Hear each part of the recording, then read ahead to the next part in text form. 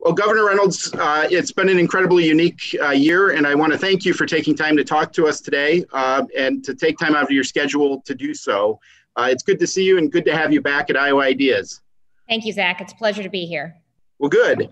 I wanted to start this morning talking about COVID-19, which I imagine has been the majority of your time, as has ours, for the past several months. And obviously, Iowa crossed a tough milestone this week with the 100,000 cases.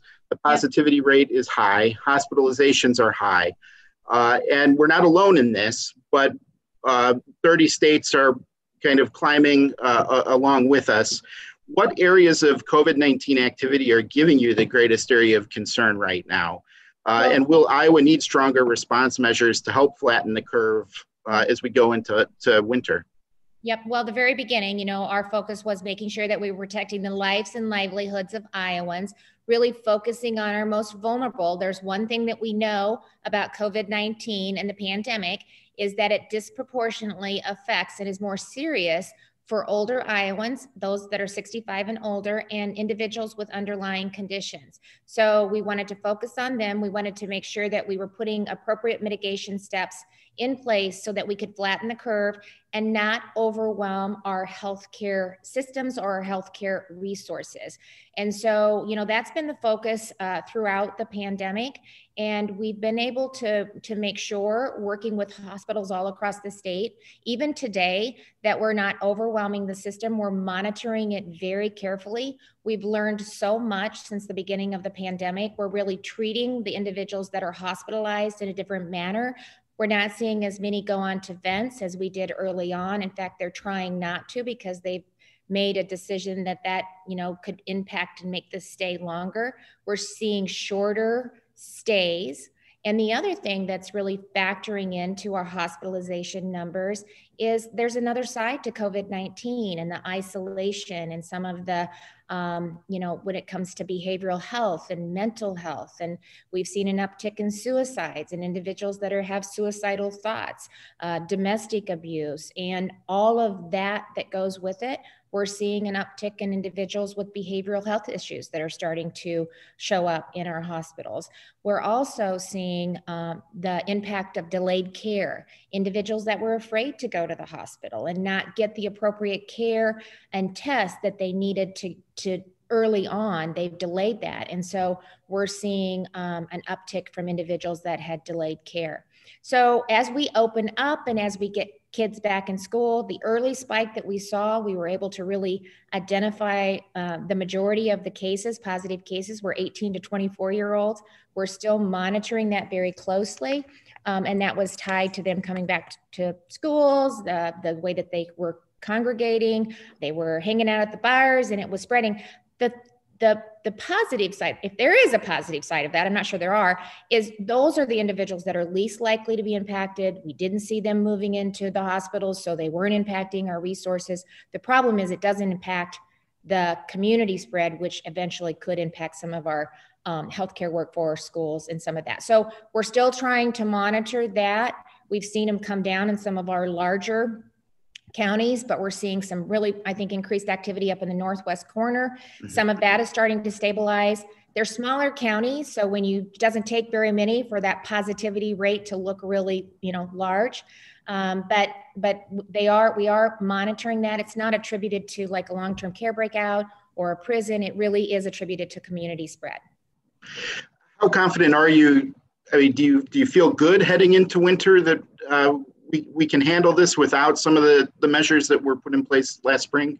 Yeah, I would. And now you have WHO coming out and saying a lockdown is the absolute wrong thing to do. I mean, that's what New York did. And you saw their case numbers. I mean, we were supposed to flatten the curve and theirs went straight up and straight down, and they had a tremendous loss of life. And so I think because of what we've learned and the technology that we have and the data analytics, we really are able to target and really be very purposeful and limited in how we address maybe some increases in population. But again, I think, Zach, it goes back to the same thing that we've said from the very beginning. And I think that will help us maybe reduce some of the impacts of flu. And that is stay home when you're sick, wash your hands often, social distance. If you can't, wear a face covering, surfaces that are used often, make sure that you're cleansing them. And I think if we all really practice those simple things, we can help really bring down the positivity rate and start to reduce community spread and get through this. But we have to learn how to live with it until we have a reliable vaccine or we have therapeutics that we know that are effective. We have to learn how to live with it. And I think we're moving through that. When you say we have to learn to live with it, how do you balance the economic interests versus the public safety interests? Because you're charged with both. Well, yeah. I mean, you have to thread that needle. I don't have the luxury of just looking at one thing. I have to look at the impact of not getting our kids back in school. And it is just unconscionable the effects that this could have on some of our young kids. I mean, they rely on our schools for a safe environment to learn, a hot meal. That's where they gain social and emotional growth.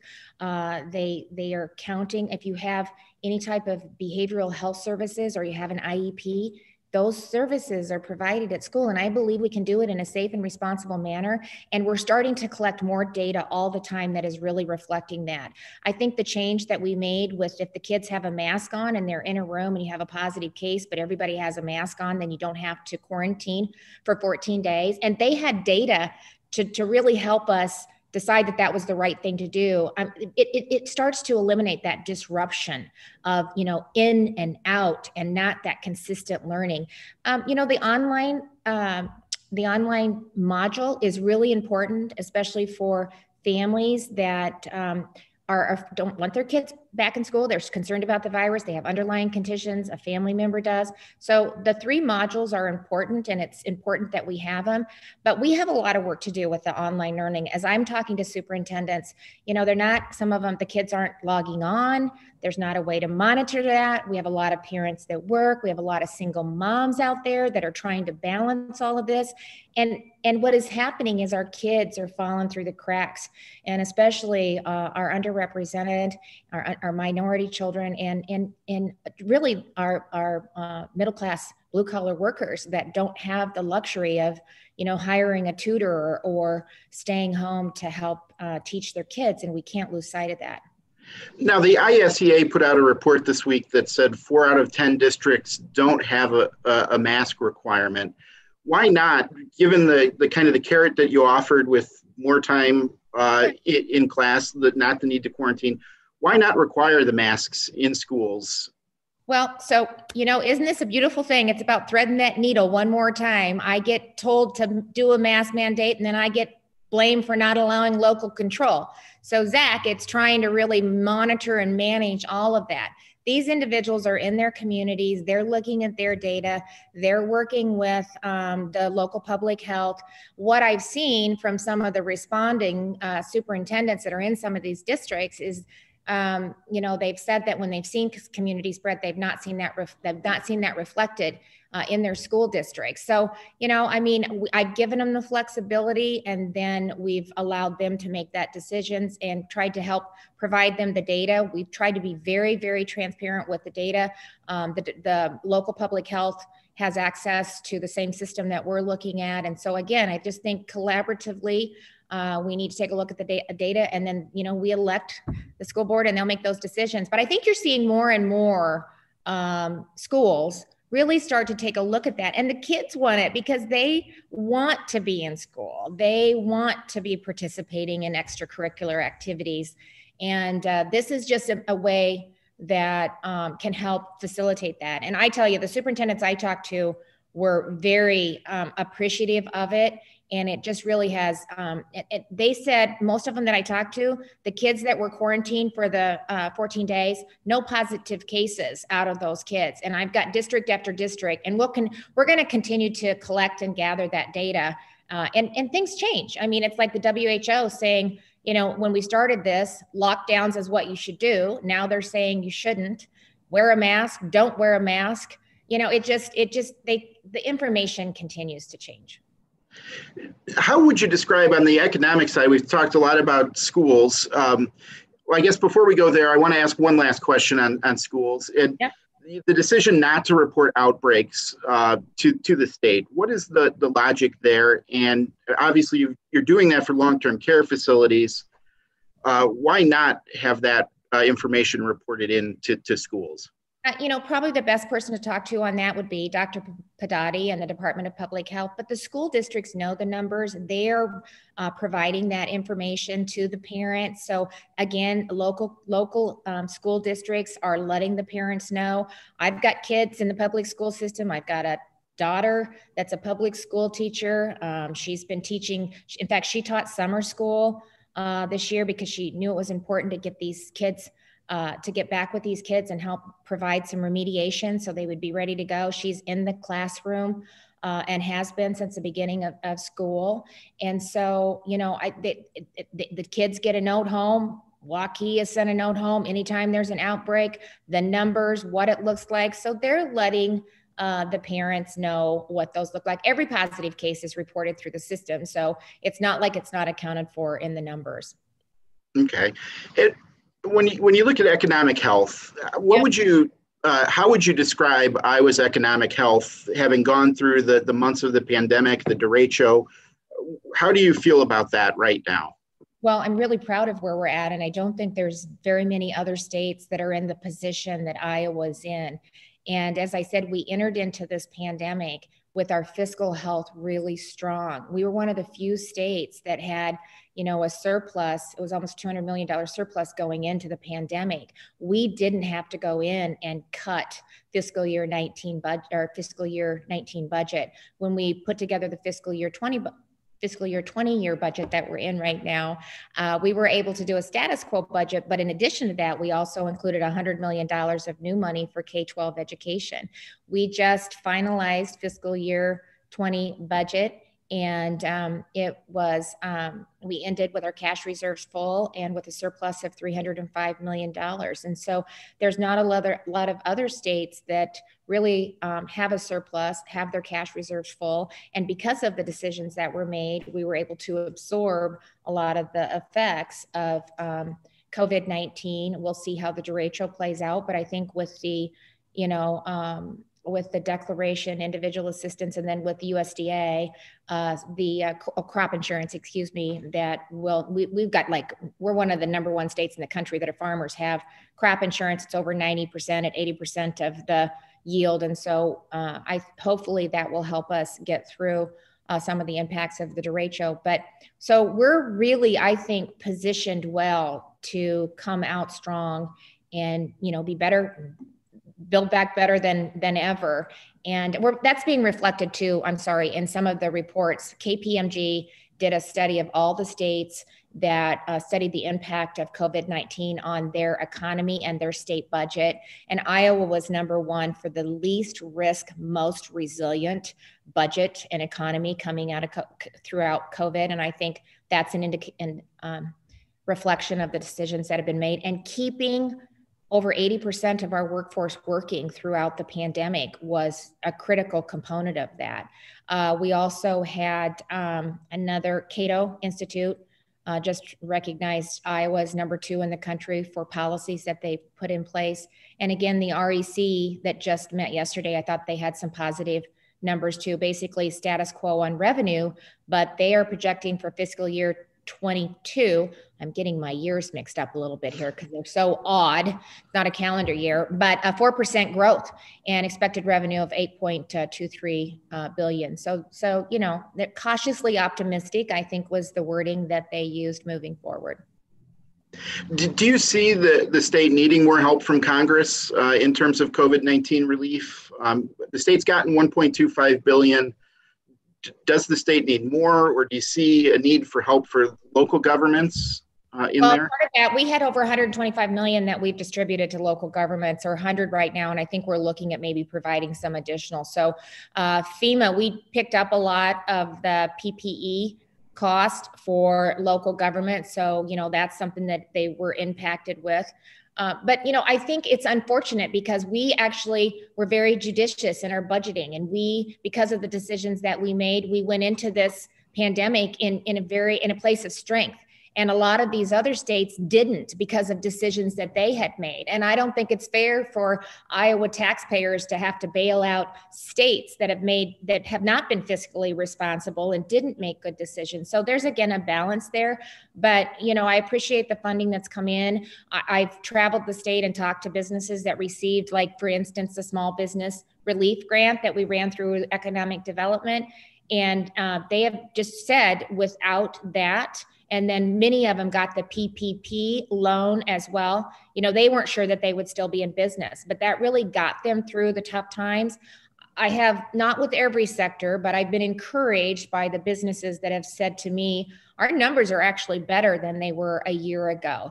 And they are optimistic. I think the Iowa Business Council's economic index survey that came out was very encouraging. It was the first time since fourth quarter 2019 that it had been above 50, and it was actually, I think, at 58, close to that, about a 17-point gain. The Associated Business and Industry surveyed their members, same type of positive outlook. A lot of them, 47% were anticipating making capital investments. So, there's in the midst of a lot of tough times and some scary, some unease, we're seeing some positive also. I'll ask my last COVID question before I get to a couple other topics, but what's been the most difficult decision? Obviously, you enter this without a playbook, and you've impacted people's lives in a way that many governors of Iowa haven't had to in personal ways. What's been the most difficult decision that you've faced? And 7 months in, would you change any that you've made to this point? Oh, we'll do an after action report and really review everything. And we're reviewing the decisions that were made. But, all of it's been, not easy because the information changes so frequently. And so I've tried really hard. I just surround yourself with great people, great expertise. I'm grateful that we were able with Test Iowa to put together a data analytics system that I can show Iowans, this is the data I'm seeing, this is what we're making the decisions on. And it just is just so hard to find that balance because people want to look at things so narrowly and you can't. You have to take everything into account. It's not just we want to minimize loss of life. We want to do everything we can to do that. But there's also loss of life from delayed care. There's loss of life and just quality of life from mental health issues and people's livelihoods, trying to balance that and to keep our economy up and going, and unprecedented coordination with our healthcare systems. I am so proud of what they have done throughout this pandemic.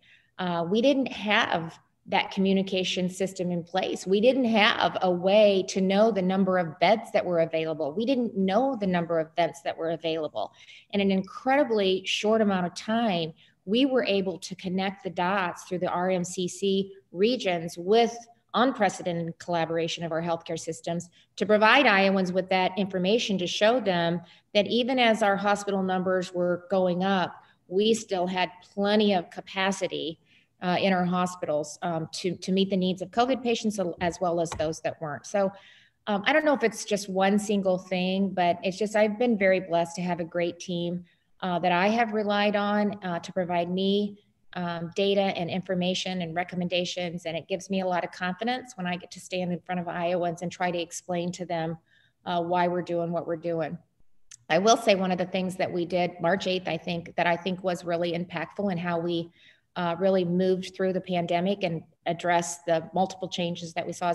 I had the whole team come out to the State Emergency Operations Center, and we had everybody in one location, representations there from every agency that dealt with local governments as well. And I just think having everybody there looking at the same thing, the communication, hearing the same thing at the same time really allowed us to respond, I think, in an effective and efficient manner. No, did we do everything right? No, we're gonna, there's things that we've learned along the way, and we'll have a good book for somebody to look at if this happens again. And then, we went right into the derecho. And actually, Zach, we started before that with the floods of 2019, where our almost entire levee system along the Missouri River was taken out. Then we had some tornadoes in July, which was unprecedented. And then COVID, and then a little bit of civil unrest, and then the derecho. So I'm ready for 2020 to be over.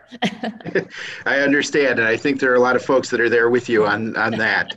Now, yeah. During the kind of pre-COVID-19 days, you proposed the Invest in Iowa Act that would have funded water quality, mental health, income tax relief, and other initiatives, would have raised the sales tax base, I believe, to 6%. And you had to table that when COVID hit. Yep. But if the state's economy rebounds, as you say that there's encouragement there, do you think that you're going to consider reviving that concept for legislators in 21? So we're looking at the numbers. I definitely do. I was really, really proud of the initiative, at just the coalition that it brought together.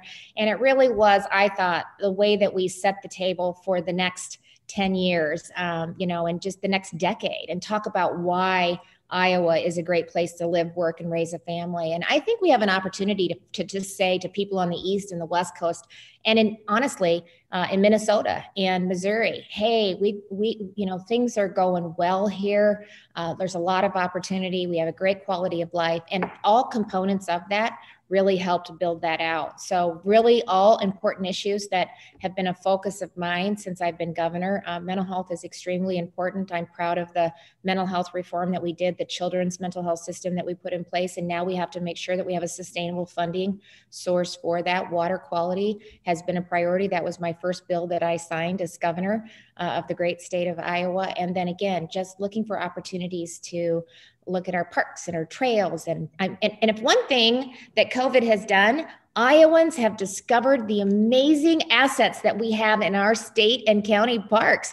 They have been full. People have found that as a way to get outside and enjoy Iowa, and not, they can't travel, but I think they're recognizing that we have a lot of great assets in our state. And so I think let's build on that. Let's see if we can't, make them even better than ever and highlight why the opportunities and the assets that we have in our state. So yes. Okay. And you meet, I believe you're getting the recommendations from your Economic Recovery Board tomorrow. And not secretively, I think those are going to likely set up some other pieces of your 2021 agenda. And it looks like, looking at some of the minutes there, that childcare, universal broadband, and housing are at the top of that list. Given what you've seen with the pandemic, what are your ideas for policy changes in these areas? We're still looking at, and Zach, one place that we'll start is through the health disaster declaration that we put in place. We removed or eased some of the barriers and restrictions that were kind of hampering business and healthcare and mental health delivery. And so, maybe take a look at that. We'll take a look at the recommendations that the Economic Recovery Task Force put forward. I've already been investing in broadband. I know that that's essential. By goodness, COVID, unprecedented pandemic certainly has reinforced that, the need for connectivity. I just had Sarah get me the figures, because we have been working on this, and I put a significant amount of CARES funding into that. But right now we have $81 million in state and federal funding that has gone into the state for broadband expansion. And that's allowed us to leverage $120 million of private investments. So $200 million in the last 2 years has gone into the state to increase our broadband capacity. And that's about 70,000 homes, schools, businesses, and that's happening in all 99 counties. So I can tell you every other governor is going to be looking at that. So we need to continue to focus on that.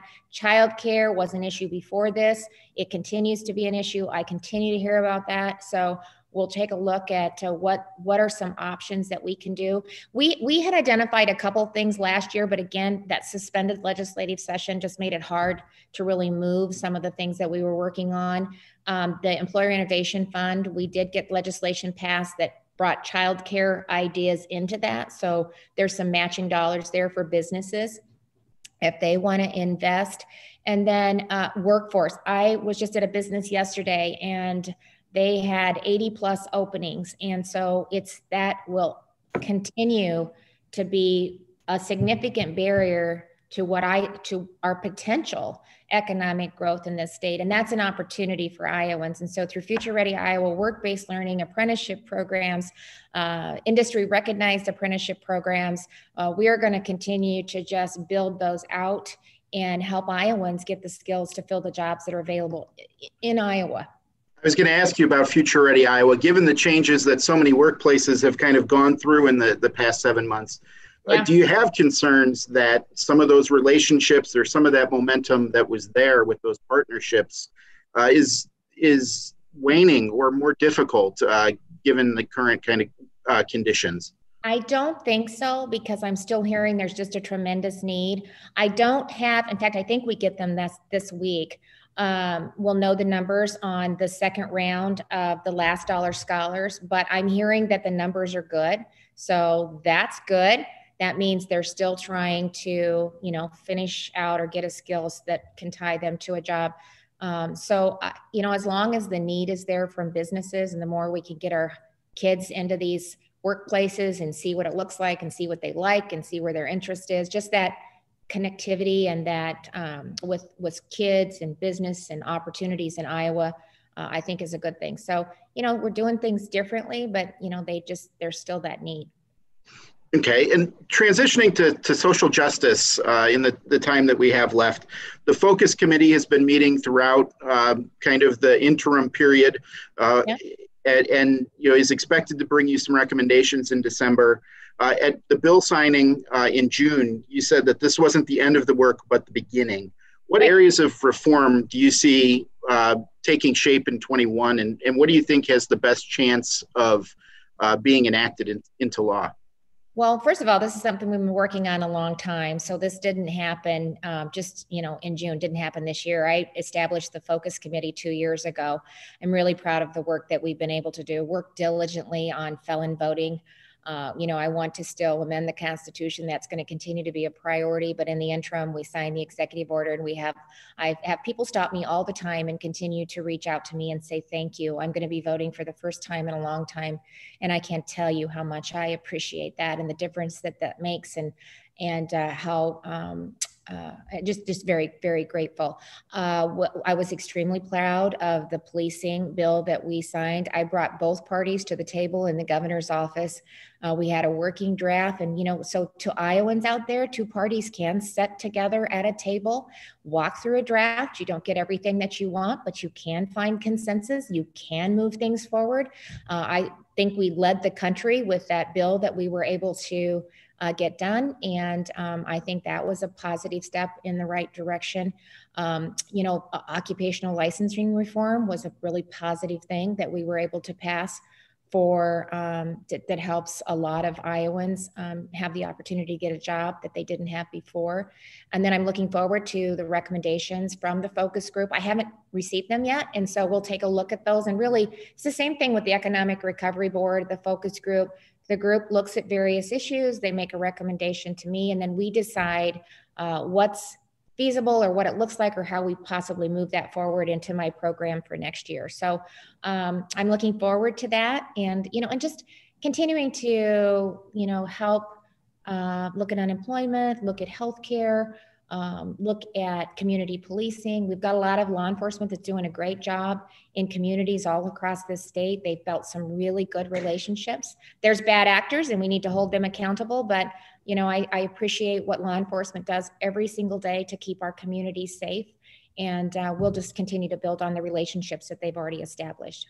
The last question, I know that we're pressed here. Iowa prisons have been over capacity for several years. There were measures that were put in place as a result of COVID to lower those populations. Do you see, and lower them significantly during the pandemic, do you see any of those becoming permanent changes that could be enacted? Well, that's what I said. We'll take a look at everything that we've actually put in the health disaster declaration that we put in place and see if those are things that we need to move forward. But here's my deal. I want to keep people from going in. So let's work on the front end and not the back end. And that starts with education. That starts with K-12, preschool. That starts with making sure that kids are engaged and interested. And, STEM is a big part of that, and making sure that they're in school, getting the services that they need, and working with individuals that have been incarcerated to make sure that they have a driver's license, a place to stay, they have a skill, they can get a job. We did an employer liability shield legislation to encourage employers to hire reoccurring citizens, returning citizens when they leave the facility. And so, we've done a lot of things like that. And I think, that's where we should put a lot of our effort. And then that second decision starts to go away. So, but to your point, Zach, we'll take a look at a lot. We're going to review everything that was in there and see if it makes sense to maybe move that forward, make that permanent, or if there's other things that we can do to address it.